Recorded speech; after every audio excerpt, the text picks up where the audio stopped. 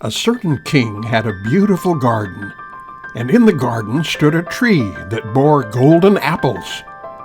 These apples were always counted, and about the time when they began to grow ripe, it was found that every night one of them was gone. The king became very angry at this and ordered the gardener to keep watch all night under the tree. The gardener sent his oldest son to watch.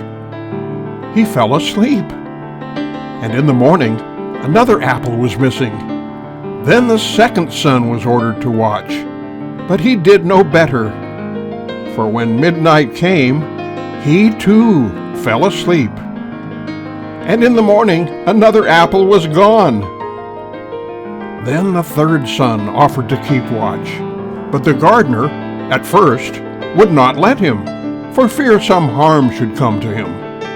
However, at last he consented, and the young man lay down under the tree to watch.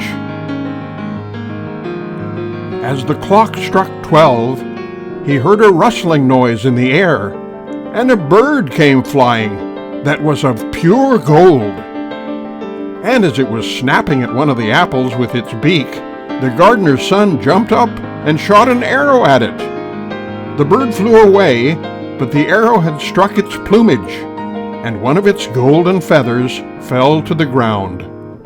The next morning, the feather was taken to the king, and all the council was called together.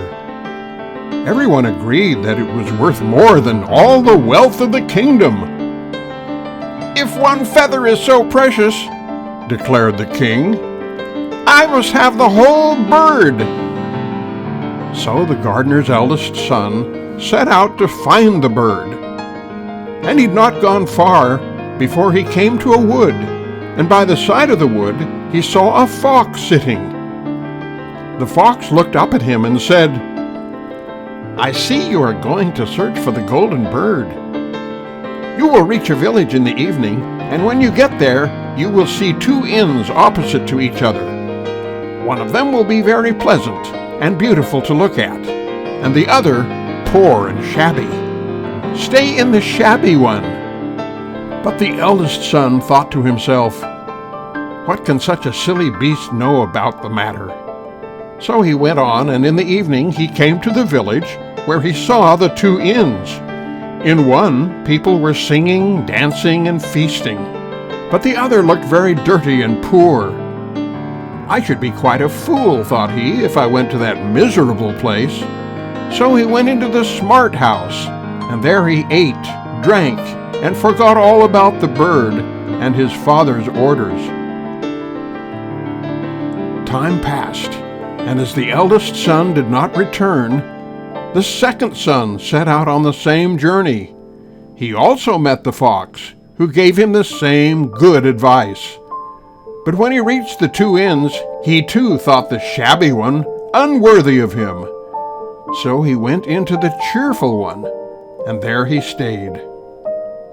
Again, time passed, and at last the third son wished to try his luck, and he met the fox, who gave him the same advice. But he was grateful and said, "Thank you, fox, I will do as you say." He went to the humble inn, where he spent the night quietly. The next morning, the fox met him again and said, "Go straight on until you come to a castle, in front of which a whole troop of soldiers will be lying fast asleep and snoring. Do not take any notice of them, but go into the castle and pass on till you come to a room where the golden bird is kept, in a wooden cage. Close by it stands a beautiful golden cage. But do not try to take the bird out of the shabby cage and put it into the handsome one, or you will repent it." Then the fox stretched out his tail, and the young man sat upon it, and away they went over stock and stone, till their hair whistled in the wind. When they reached the castle, everything was as the fox had said. The gardener's son went into the room where the golden bird was shut up in a wooden cage. By it stood the beautiful golden cage, and the 3 golden apples that had been stolen were lying close by. The thought came into his mind that it would be absurd to leave the fine cage behind, so he opened the door to remove the bird, but the moment he did so, it set up such a loud scream that all the soldiers awoke, seized him, and threw him into prison. The next morning he was brought before a judge who sentenced him to death.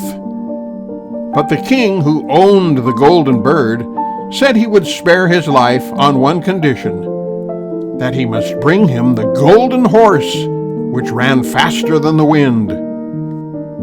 The young man set out with a heavy heart, but soon encountered the faithful fox again.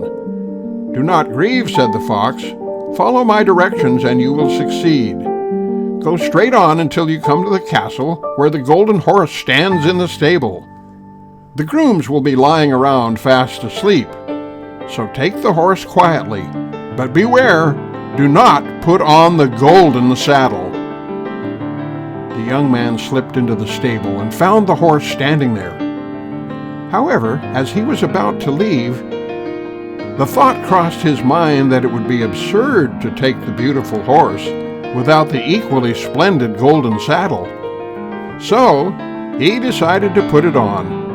The moment he did, the horse neighed so loudly that the grooms woke up, captured him, and threw him into prison.